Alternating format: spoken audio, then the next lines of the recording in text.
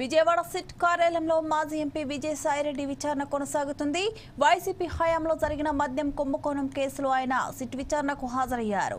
ఈ కుంభకోణానికి సంబంధించి సాక్షిగా హాజరు కావాలని విజయసాయిరెడ్డి గతంలో అధికారులను ఆయనకు నోటీసులు జారీ చేశారు. ఈ మేరకు ఆయన ఇవాళ విచారణకు హాజరయ్యారు.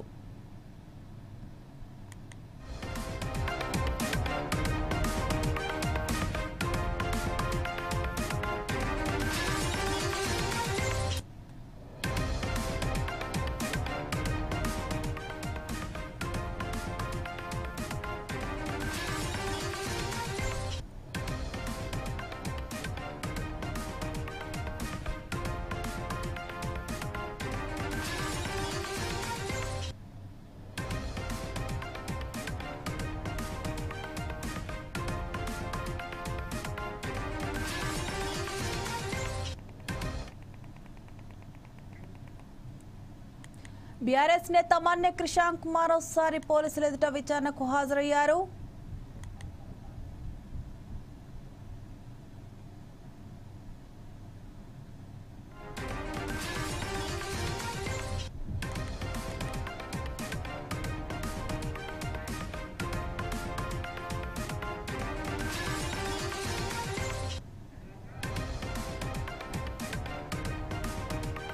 విజయవాడ సిట్ కార్యాలయంలో మాజీ ఎంపీ విజయసాయిరెడ్డి విచారణ కొనసాగుతుంది.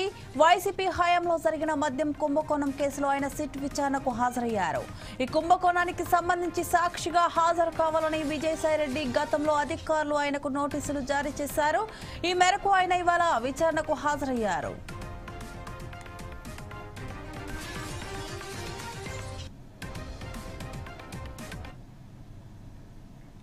దీనిపై మరింత సమాచారం మా ఇన్పుట్ ఎడిటర్ శ్రీనివాస్ అందిస్తారు. శ్రీనివాస్ చెప్పండి.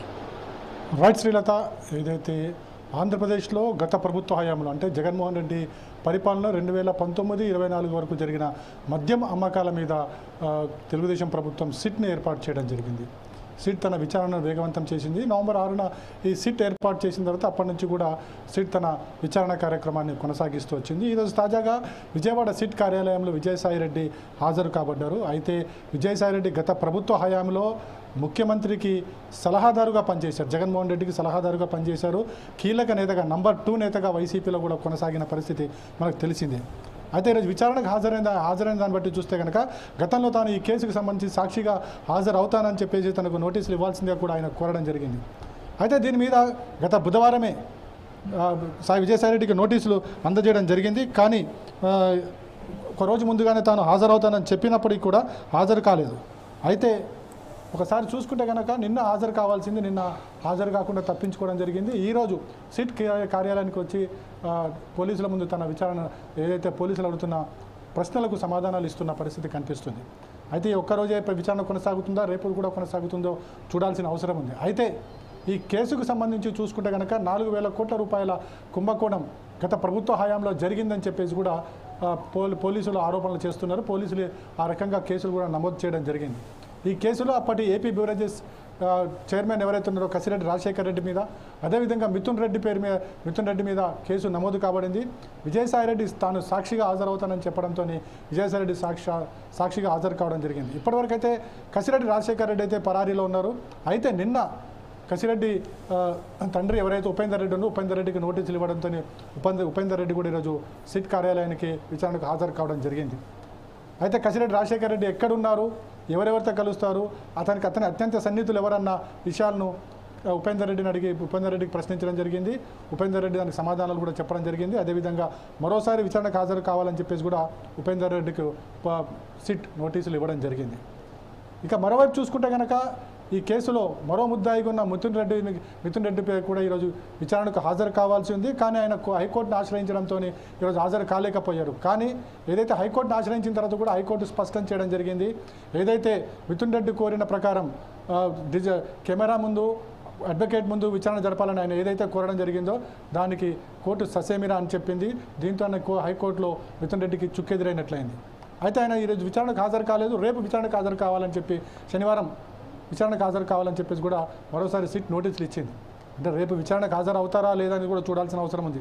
ఎందుకంటే ఏ విచారణ అయినప్పటికీ కూడా సిఐడి విచారణ కావచ్చు, సిట్ విచారణ కావచ్చు, ఈడీ విచారణ కావచ్చు, ఏ విచారణ జరిగినా శుక్రవారం కనుక శనివారం కనుక విచారణ జరిగితే ఆయన ఖచ్చితంగా రిమాండ్ కోర్టున జ్యుడిషియరీ ముందు హాజరుపరుస్తారు, రిమాండ్కి పంపిస్తారు అనేది అందరికీ తెలిసిందే.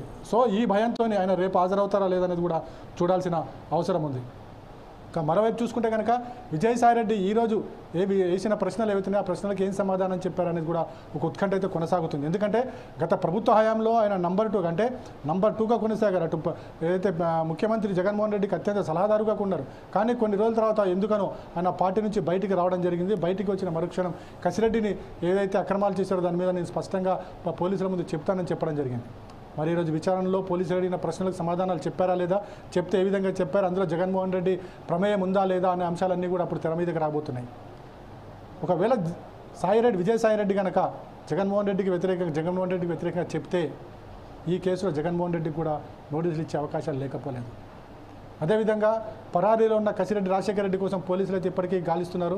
ఇప్పటికీ కసిరెడ్డి అయితే జాడ కనిపించలేదు. ఆయన తండ్రిని రెండోసారి విచారణకు రావాల్సిందే కూడా చెప్పడం జరిగింది. మొత్తానికి చూసుకుంటే కనుక ఆంధ్రప్రదేశ్లో లిక్కర్ స్కామ్ అనేది ఇప్పుడు అధికార పార్టీ ప్రతిపక్షాల మధ్య ఒక యుద్ధ వాతావరణం కొనసాగించింది. అయితే ఖచ్చితంగా తమల్ని అరెస్ట్ చేసేందుకు ప్రయత్నాలు కొనసాగుతున్నాయని చెప్పేసి ప్రతిపక్షంలో ఉన్న నేతలు చెబుతూనే ఉన్నారు. సో ఇప్పుడు ఆ దిశగా అడుగులు వేస్తుందా సిట్ అనేది కూడా చూడాల్సిన అవసరం ఉంది. Srilatha. Okay, thank you Srinivas.